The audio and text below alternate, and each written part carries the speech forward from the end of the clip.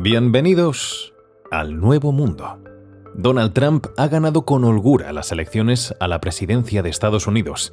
La Casa Blanca volverá a recibir al magnate desde enero, con la promesa, en las que han sido sus primeras palabras, de arreglar las fronteras y la política, y alcanzar la edad de oro de Estados Unidos.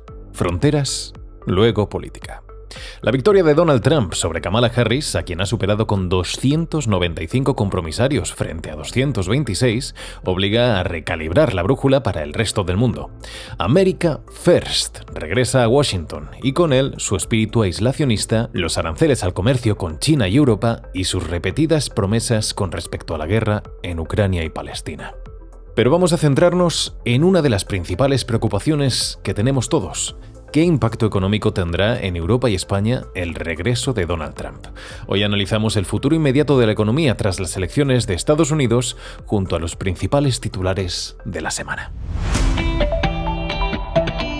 Soy Rafa Fortes y te doy los buenos días con Extra Bits de Business Insider España de la mano de DS Automóviles España, la marca premium francesa del grupo Stellantis. Extra Bits es un podcast de contenido divulgativo en el que te acercamos una dosis de actualidad, junto a nuestra selección de noticias de la semana. Las urnas han hablado. Hace 4 años, sus palabras, las de las urnas, fueron puestas en entredicho, dando lugar a uno de los episodios menos ejemplarizantes de la historia de Estados Unidos. Hoy, sin embargo, es otro cantar. Donald Trump regresa a la presidencia de Estados Unidos con una victoria aplastante, llevándose el voto popular, los estados indecisos e incluso casos que parecían inimaginables, como el Bronx o colectivos de los que no iba a recibir votos. Su principal aliado en la contienda ha sido Elon Musk, una amistad a $120 millones de precio, que es lo que el multimillonario dueño de Tesla ha invertido en la campaña. Ahora parece que podría seguir siéndolo durante su mandato. Trump tiene que formar su gabinete y vería con buenos ojos, que Elon Musk tuviese su cargo en el gobierno. ¿Y cómo han respondido los mercados? Pues de forma inmediata, las bolsas reaccionaron al alza en Estados Unidos y el Bitcoin ha alcanzado máximos históricos ante la promesa de un entorno desregulado que favorecería las criptomonedas. Lo mismo le ha pasado a Tesla, que se ha disparado un 14% en bolsa tras la victoria republicana. Dobles buenas noticias para Elon Musk.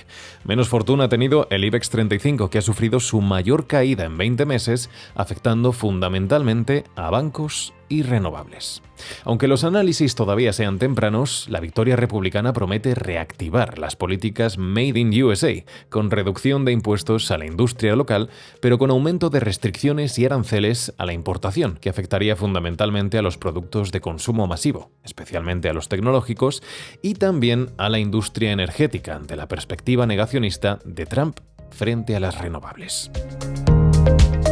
Hoy estoy acompañado por quien puede dar luz a la nueva era económica de Estados Unidos y de Europa. Es Inma Benedito, editora de Macroeconomía y Vivienda en Business Insider, que un día más es un gustazo tenerte por aquí. ¿Cómo estás, Inma? Hola, Rafa, un placer igual estar aquí, aunque en esta ocasión arrastrando todavía, yo creo, la resaca electoral.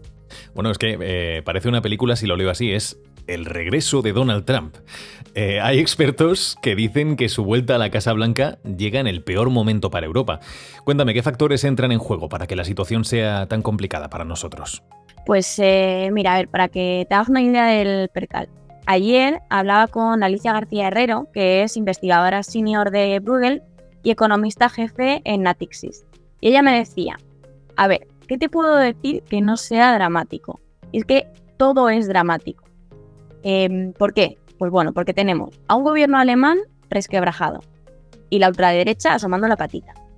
Francia sin un gobierno funcional. España incapaz de sacar adelante unos presupuestos y sumida en una crisis política y social después de la tragedia de la Dana. Luego tenemos a Italia, que tiene una deuda que supera el 130% del PIB. Y en general a una Europa con problemas de autonomía estratégica y con un conflicto armado a sus puertas. La pregunta yo creo que igual sería si hay algún frente que ahora mismo no han tocado. El tema es que la victoria de Trump per se ya tenía implicaciones para Europa, por su política de America First y bueno, por su particular estilo beligerante, pues por ejemplo a la hora de negociar. Pero es que efectivamente llega en un momento muy, muy delicado para Europa. Claro, y lo que esperamos es pues, que siga con ese espíritu proteccionista para el comercio, según las políticas que quiere implementar. Y bueno, pues cuéntame, ¿cómo va a afectar literalmente esto a Europa entonces y en qué lugar va a dejarnos en la economía global? A ver, lo del America First que decía antes, o Make America Great Again, que es el clásico mantra de Trump, básicamente significa poner los intereses de Estados Unidos por encima de todo, cueste lo que cueste. No es que Joe Biden no lo hiciera, pero había cierto grado de cooperación o un ánimo, digamos, más amistoso. ¿En qué podemos notar esto? Pues te pongo un ejemplo. El Made in USA, hecho en Estados Unidos, busca darle mayor protagonismo a la economía estadounidense. Se trata básicamente de conseguir a toda costa que las compañías, nacionales o no, produzcan en Estados Unidos. ¿Cómo? Pues con beneficios a la producción o con penalizaciones indirectas a quien produzca fuera. Ese es el caso de los aranceles. Durante su campaña, Trump prometió imponer un arancel del 10% a todos los productos importados y que ascendía hasta el 60% en el caso de los productos chinos. Todo esto puede provocar que las empresas europeas busquen mover su capacidad productiva a Estados Unidos para estar bajo su paraguas y no contra él. En un momento en el que Europa aspira a alcanzar esa autonomía estratégica que mencionabas, pues esta política es un pedrusco en el camino que puede complicar todavía más las cosas. Y máxima teniendo en cuenta que tenemos una Europa fragmentada, sin grandes campeones internacionales, hablando de empresas, y con un peso geopolítico pues cada vez más irrelevante.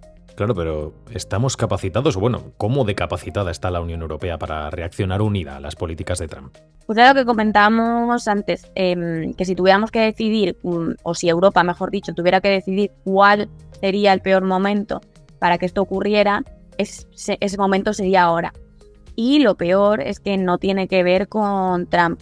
Lo hacemos con un Parlamento Europeo dividido, con un mayor peso de los populismos y la ultraderecha, con la soga de las reglas fiscales apretando y constriñendo el gasto, un gasto que haría falta invertir en defensa o soberanía estratégica, y eso con Alemania y Francia, que son los dos principales miembros del club, sin gobierno o con un gobierno incapaz.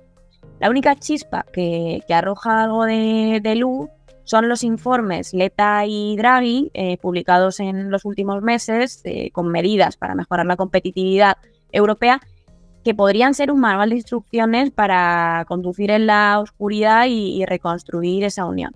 El problema, de nuevo, es que para eso hace falta mucha voluntad política, que es justo lo que ahora mismo no tenemos.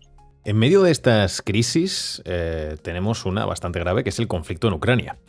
Previsiblemente Estados Unidos dice que reducirá su apoyo en la guerra. ¿Cómo afecta esto a la estabilidad de la región y en qué lugar puede quedar Rusia con respecto a los países más cercanos de Europa? Pues a ver, Estados Unidos, bajo la administración de Biden, ya ha desembolsado decenas de miles de millones de dólares en ayuda a Ucrania, tanto en armas como en asistencia presupuestaria. Pero eso tiene pinta de que se va a acabar, porque la idea de Trump es reducir el impacto de la guerra tanto en costes asociados como en su duración. Ya en julio, Trump presumía de que podría acabar con esta guerra en 24 horas, se dice pronto. El problema es a costa de qué. Y es que la llegada de Trump o sus presiones podrían empujar a las partes, a Ucrania y a Rusia, a un acuerdo incómodo que terminara reforzando el papel de Rusia y dejando a la Unión Europea en una posición de debilidad. Ese miedo a que Rusia pudiera invadir a las democracias europeas sería entonces todavía más fuerte y podría generar más tensiones en la región, especialmente pues, en países bálticos, en Polonia o en Moldavia. Y es que esto además se suma al hecho de que Donald Trump exigió a la OTAN en su anterior mandato aumentar el gasto en defensa y con esta retirada de Estados Unidos en el conflicto podría obligar a reestructurar el presupuesto de los países europeos precisamente en defensa. Entonces, ¿qué escenario real se espera si Trump decide debilitar o salirse de organismos como la OTAN y qué consecuencias puede tener a corto y largo plazo? Sí, como dices, Trump en su anterior mandato le pidió a la Unión Europea pues, que se ciñera al objetivo del 2% de inversión en la OTAN, y ahora lo que ocurre es que desde hace cierto tiempo los intereses estratégicos de defensa de Washington están en otra parte. Y Trump espera que los europeos se ocupen de lo suyo y pues, inviertan lo que tienen que invertir. ¿Y eso qué significa? Pues que la Unión Europea, que hasta ahora dependía del paraguas norteamericano, no le va a quedar más remedio que asumir ese vacío que deja Estados Unidos. Ujú. El problema es que nos hemos quedado atrás en inversión en defensa. Ahora mismo la media de gasto europeo en defensa apenas supera el 1% del PIB, que son algo más de 200.000 millones en total, según los datos de Eurostat. Muy lejos de ese objetivo del 2% que te decía. Pero es que incluso ese objetivo, visto lo visto, ahora mismo se queda corto.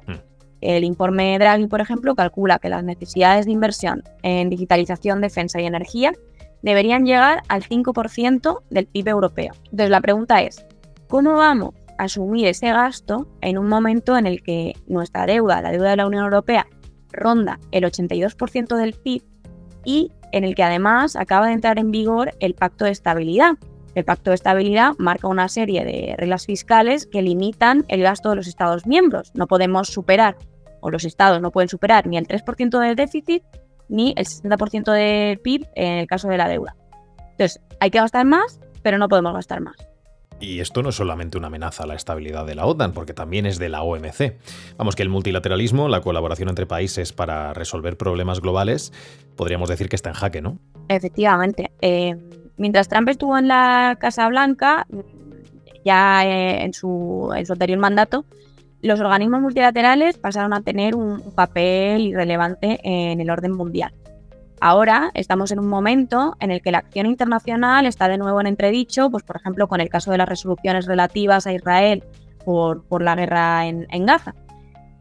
Con la llegada ahora de nuevo de Trump, el colapso del multilateralismo es una realidad.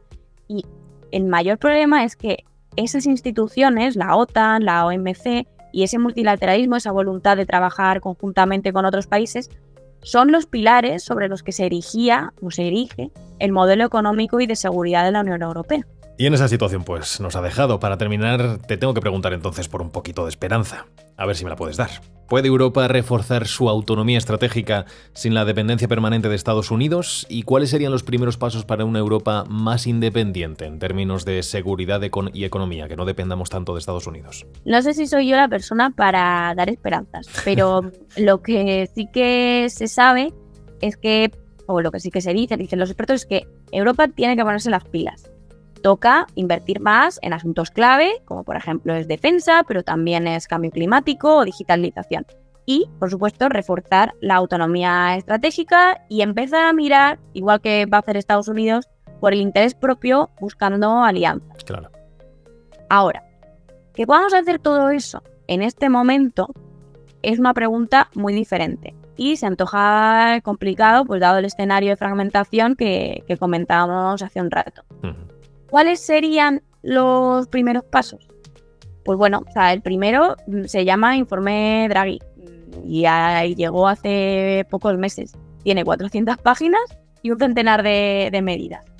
O sea, es básicamente un manual de instrucciones para reforzar la competitividad europea y su papel en el nuevo orden mundial. El problema, de nuevo, es que falta voluntad política. En estos momentos, aplicar grandes soluciones puede ser difícil, si no imposible.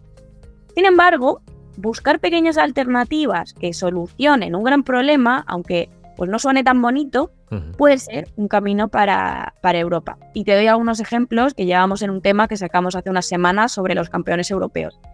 Una opción, una alternativa, podría ser copiar la DARPA. La DARPA es una agencia del Departamento de Defensa de Estados Unidos que es responsable del desarrollo de nuevas tecnologías para uso militar y de innovación. Pero en este caso, aplicarlo se puede aplicar a defensa, pero también a casos civiles. Esto sería un camino para impulsar iniciativas de innovación. Otra opción, o una vía también alternativa, sería potenciar lo que se llama o se conoce como efecto Bruselas, que es la capacidad europea de erigirse como referentes en temas regulatorios, convirtiendo nuestras normas y nuestra legislación en estándares globales, por ejemplo, pues en el ámbito de la inteligencia artificial. Esta es otra forma de lograr ser influyentes a nivel global y pues no perder peso en esa lucha por la hegemonía. el tema, pues por hacerte un resumen, es que tenemos complicado lo de, por ejemplo, crear un Google de cero, pero lo mismo hay otras formas de brillar y de hacer a Europa también Floritequen. Ojo que igual te copian el eslogan pronto, ¿eh? Ojalá. Pues nada, Inma, hemos encendido un poco la Inma señal, has aparecido como Batman para arrojarnos un poco de luz sobre la llegada de Donald Trump, su segundo mandato en Estados Unidos. Solo puedo darte las gracias por haberte pasado otra vez por Extra Bits. Muchas gracias a ti, Rafa, por invitarme y a ver si en la próxima nos hablamos de cosas más optimistas. Y esperanzadoras. Un abrazo fuerte, cuídate. Otro. Adiós. Chao. Vamos a repasar el resto de la actualidad del mundo de esta semana con los titulares destacados de Business Insider. El gobierno destinará 10.600 millones en ayudas directas por la DANA. El Ejecutivo movilizará 10.600 millones de euros dentro del Plan de Respuesta Inmediata, Reconstrucción y Relanzamiento de la Comunidad Valenciana. Esto se traducirá en ayudas directas a familias, pymes y empresas. El Gobierno quiere que este dinero llegue con el menor papeleo posible y con la mayor agilidad posible, para que los vecinos puedan empezar a reconstruir sus viviendas y sus vidas. Desde aquí, todo nuestro apoyo al pueblo valenciano. Reducción de jornada. ¿Quién la aprueba? ¿Quién se opone? ¿Y a quién beneficia? La patronal y los sindicatos tienen hasta el próximo lunes para dar un sí o un no a la última propuesta del Ministerio de Trabajo para reducir la jornada laboral. Después de 10 meses de negociaciones y con el tiempo en contra, la cartera de Yolanda Díaz quiere cerrar ya la mesa de diálogo social. Proyecto Atlas. Apple explora adentrarse en el universo de las gafas inteligentes. Apple está dando pasos para entrar en el mercado de las gafas inteligentes, según un estudio interno denominado Atlas. La compañía está realizando grupos de prueba con empleados para evaluar los dispositivos existentes, lo que sugiere que planean seguir los pasos de Meta, que ya tiene su propio modelo en el mercado con una alternativa ligera y barata a sus Vision Pro. Lo tienes todo en businessinsider.es. ¿El fin del sueño americano? ¿Por qué casi nadie quiere ascender? Cada vez más empleados rechazan ascensos para mantener un equilibrio entre el trabajo y la vida personal, priorizando el tiempo libre y la flexibilidad sobre títulos y aumentos de sueldo. La nueva tendencia desconcierta a las empresas que siempre han considerado el avance en la escala corporativa como un pilar motivacional clave, pero los tiempos están cambiando. Los chatbots de IA son los nuevos sacerdotes. Muchas congregaciones religiosas de Estados Unidos están experimentando con la inteligencia artificial generativa, como es el caso de los bots Text with Jesus, BuddhaBot, Chatbot Eli, GitaGPT o QuranGPT. Casey es un nuevo chatbot que responde preguntas sobre la fe desde la perspectiva de un episcopal amigable y bien informado, pero no parece que esté listo para responder a las preguntas más profundas de la vida. Nos queda hueco siempre para el ocio, con el plan de la semana que te trae DS Automóviles España, el Festival Jazz Madrid. Si te gusta la música, te gusta el jazz. El Festival Internacional Jazz Madrid llega a la capital para darle sonido al otoño, con un sinfín de grupos y artistas internacionales que tomarán calles y recintos. Desde el Fernán Gómez Centro Cultural de la Villa, la Sala Villanos o el Espacio Centro-Centro, tienes una oportunidad única para enamorarte de la música más virtuosa. El mes de noviembre llega lleno de conciertos desde el día 6, así que te sobran las oportunidades para darle tono disfrutón al penúltimo mes del año. ¿Quieres estar informado de lo más relevante cada día? No te pierdas nuestra newsletter diaria de Business Insider España, donde seleccionamos cuidadosamente las noticias más importantes que necesitas saber. Además, los fines de semana vienen con bonus. Cada sábado te enviamos nuestra newsletter de noticias positivas. Exactamente eso, buenas noticias, para recordarte que la información también puede llevar una sonrisa. Hoy sabemos un poco más sobre las implicaciones de la llegada de Donald Trump a la Casa Blanca en su segundo mandato. También tienes la información de los titulares destacados de la semana en Business Insider y, por supuesto, tienes un plan para poder disfrutar durante todo el mes de noviembre. El siguiente paso, entrar en businessinsider.es para estar siempre informados. Yo me despido, pero te espero aquí en el próximo episodio de Extra Bits. ¡Chao!